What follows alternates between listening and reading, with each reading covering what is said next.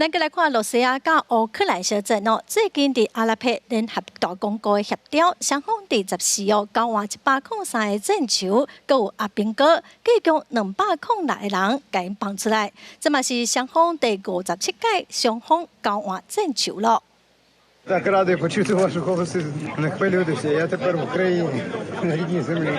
警察头抗乌克兰的国旗，但互俄罗斯释放当去乌克兰的士兵甲出来人讲电话，心情真欢喜。俄乌战争超过2年半，双方拢有掠对方真侪军人。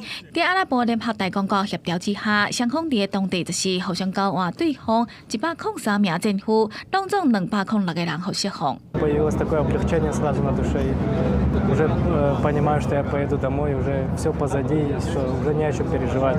Хочется большое спасибо вам сказать. 这是阿拉伯联合大公国今年协调的第8届互相换战俘。俄罗斯国防部表示，这届换回去的人拢是伫8月7日，伫俄罗斯边境库斯克地区，和乌克兰下境攻击所掠的军人。这些人大部分拢真少年，是201个士兵。 暂时，这俄军已经互送去被俄罗斯国内，在当地接受生理甲医疗协助，而且会当自由甲亲戚朋友联络。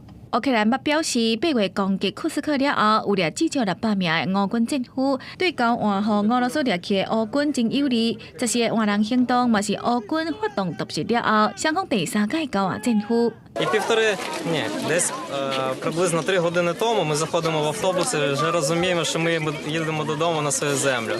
І от тоді все стало зрозуміло. Коли ми заїхали на територію Білорусі, ми вже зрозуміли, що це 100% ми будемо в Україні.